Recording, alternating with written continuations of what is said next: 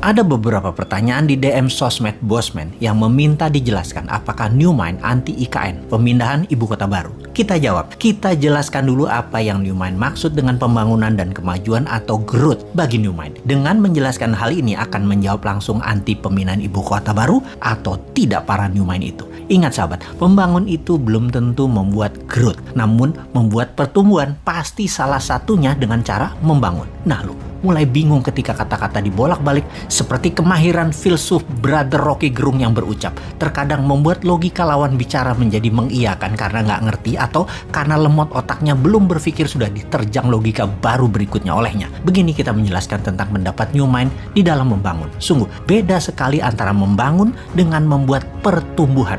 Kita tahu apa itu membangun, apa itu membuat pertumbuhan. Kita jelaskan. Benar, Indonesia saat ini terlihat banyak membangun infrastruktur. Ya, benar itu membangun. Namun jangan sahabat bilang bahwa membangun itu memajukan Indonesia. Belum tentu. Sahabat, pasti sampai informasi ini ada yang komentar, gila nih Bosman, tujuan membangun infrastruktur kan untuk kemajuan ekonomi.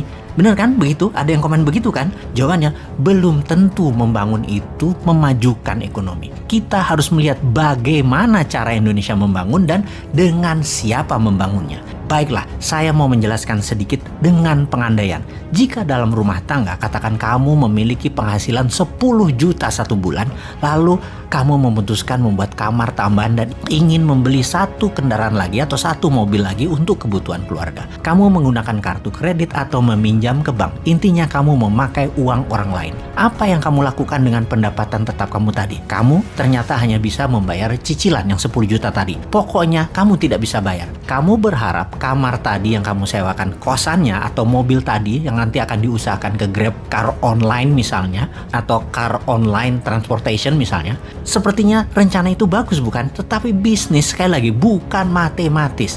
Apa yang terjadi kalau tidak ada yang menyewa kamar tersebut sebagai kos-kosan? Apa yang terjadi kalau setoran transportasi online tidak mencapai target? Pasti dari penghasilan yang 10 juta tadi dibayarkan ke bunganya saja dan pastinya pokoknya tidak bisa terbayarkan. Kita terus menggantung harapan bahwa kos-kosannya mudah terisi dan transportasi online-nya akan meningkat hasilnya. Anda benar membangun, tapi belum tentu membuat maju perekonomian rumah tangga. Betul kan? Dengan ilustrasi tersebut, kita urai lagi lebih dalam apa yang terjadi pada ekonomi secara makro di kelas menengah ke bawah di Indonesia dalam 6 tahun terakhir. Sekali lagi, kenapa pertanyaan kita memfokuskan pada pengusaha kelas menengah ke bawah? Karena yang di atas, yang besar, yang oligarki, yang BUMN, mereka tidak menderita. Mereka naik pendapatannya karena fasilitas negara dan karena pejabat membuat peraturan yang menguntungkan oligarki. Maka kalau digabungkan, ekonominya jadi besar, jadi naik. Dan dengan menggabungkan ekonomi menengah dan kecil, sungguh jadi terlihat naik. Sekali lagi, jadi terlihat naik. Tapi kalau kita fokus pada ekonomi mikro, kelas menengah ke bawah, jomplang pada turun secara bernegara. Bayangkan dalam 7 tahun terakhir, angka pertumbuhan kredit turun begitu tajam di Indonesia. Ini membuat sulit bisnis berkembang dengan cepat. Bank biasanya belasan persen per tahun tumbuhnya dalam penyaluran kredit. Alias kalau tahun lalu 1 triliun bank kasih kredit, tahun ini harus naik 1,15 triliun. 1 triliun itu adalah pengandaian ya. Dan sejak tahun 2014, tumbuh kredit di Indonesia di tahun tersebut adalah 11,58%. Lalu tahun depannya, tahun 2015, tumbuhnya 10,44%. Mulai turun tuh. Di tahun 2016 tumbuh 7,87%. Di tahun 2017 tumbuhnya hanya 4,18%. Oke, baiknya saya nggak mau teruskan yang 2018, 2019, 2020, bahkan 2021. Asli, saya nggak mau teruskan. Malu. Sekarang kita gabungkan informasi dari awal hingga informasi terakhir yang barusan. Sungguh, keberhasilan membangun terbukti tidak menunjukkan kemajuan seperti apa yang dilakukan selama ini, yaitu membangun infrastruktur jalanan